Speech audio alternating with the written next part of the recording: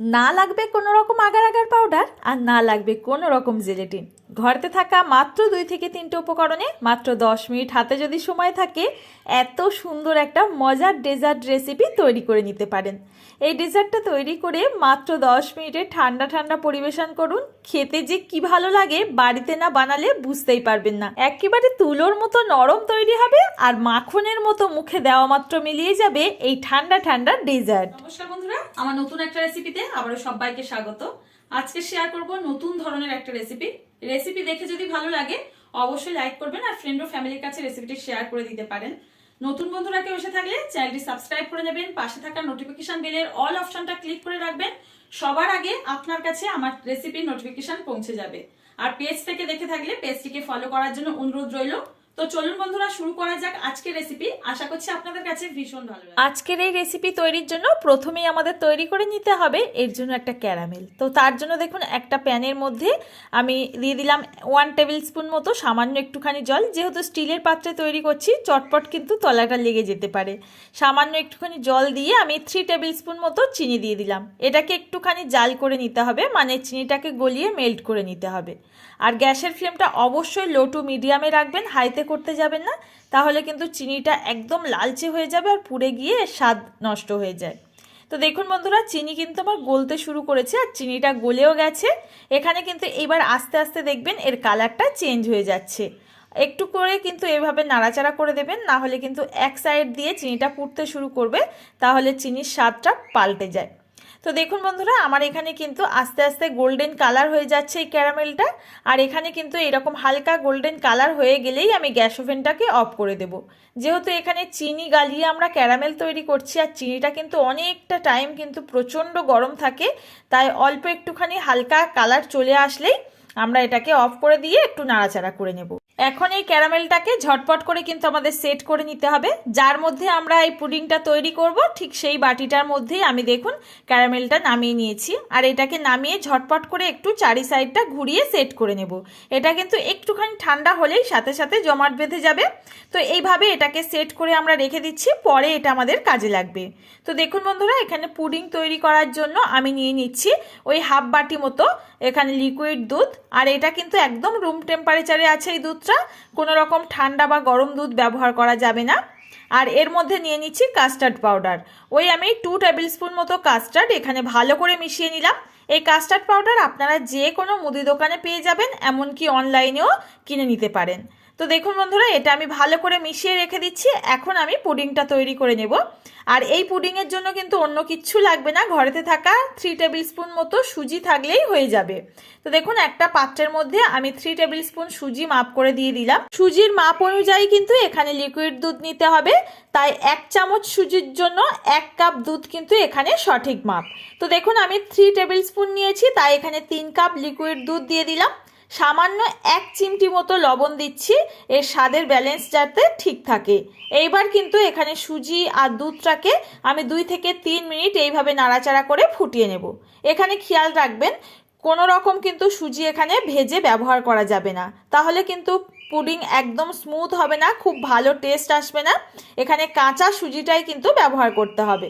তো দেখুন আমি 2 মিনিট মতো ভালো মতো সুজিটাকে নাড়াচাড়া করে একটু ফুটিয়ে নিয়েছি, কিন্তু অনবরত এইভাবে নাড়াচাড়া করবেন যাতে কোনো রকম সুজি একদম দানা দানা অংশ না থাকে, তাহলে কিন্তু পুডিংটা খেতে ভালো হবে না মুখের মধ্যে দানা দানা লাগলে।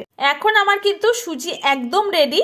এই সময় আমি অ্যাড করে দিচ্ছি স্বাদ মতো চিনি। আমি এখানে কিন্তু 3 কাপ দুধের জন্য এখানে 3 টেবিল স্পুন চিনি ব্যবহার করেছি। মিষ্টিটা একদম পারফেক্ট হয়েছিল। আপনারা কিন্তু এইভাবে মাপ করে নেবেন, তাহলে সমস্ত কিছু কিন্তু ঠিকঠাক হবে।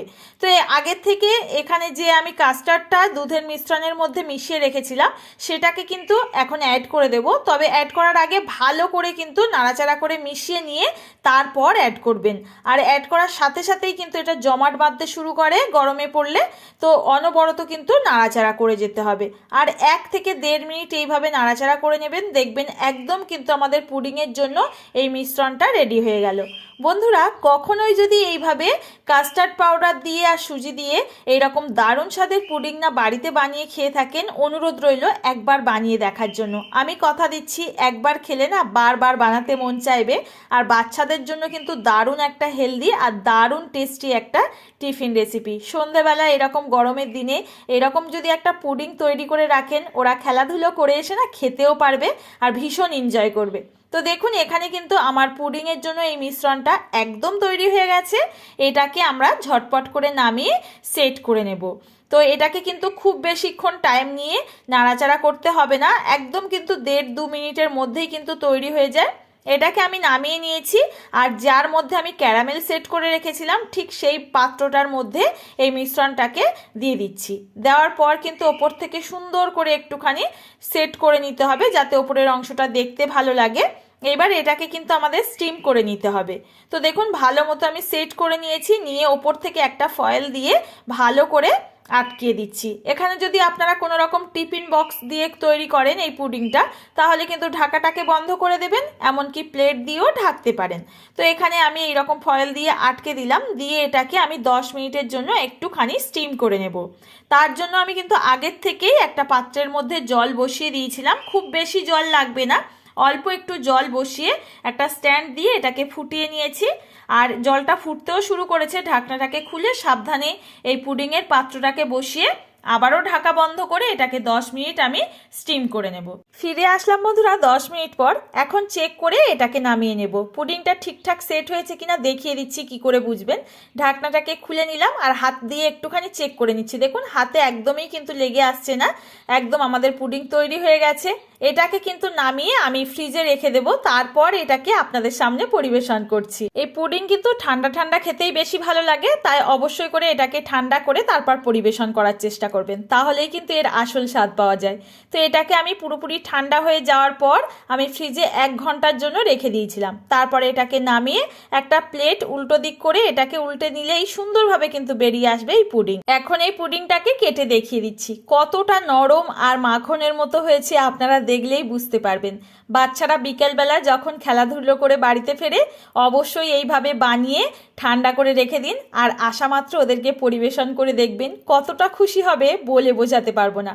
এখন একটা পিস কেটে আমি তুলে নিলাম আর একটা স্পুন দিয়ে আমি কেটে দেখিয়ে দিচ্ছি কতটা মাখনের মতো। দেখুন একদম নরম তুলতুলে, মুখে দেওয়া মাত্রই মিলিয়ে যায়। আশা করছি বন্ধুরা আজকের রেসিপি আপনাদের কোথাও বুঝতে অসুবিধা হয়নি। আর যদি ভালো লাগে রেসিপিটি দেখার পর অবশ্যই একটা লাইক করবেন। ফ্রেন্ড ও ফ্যামিলির কাছে রেসিপিটি শেয়ার করার জন্য আগেই অনুরোধ করেছি। আর নতুন কেউ এসে থাকলে চ্যানেলটিকে যদি সাবস্ক্রাইব না করা থাকে সাবস্ক্রাইব করে নিতে পারেন। আর হ্যাঁ, রেসিপিটি কেমন লাগলো কমেন্টে জানিয়ে যেতে কিন্তু একদম ভুলবেন না। আজ তাহলে বন্ধুরা এখানে বিদায় নেব, দেখা হবে আবারও এরকম নতুন কোনো সহজ রেসিপির সঙ্গে। ততক্ষণ সবাই ভালো থাকবেন, সুস্থ থাকবেন। আর ভিডিওটির সঙ্গে এতক্ষণ ধরে থাকার জন্য আপনাদের রইল অসংখ্য ধন্যবাদ।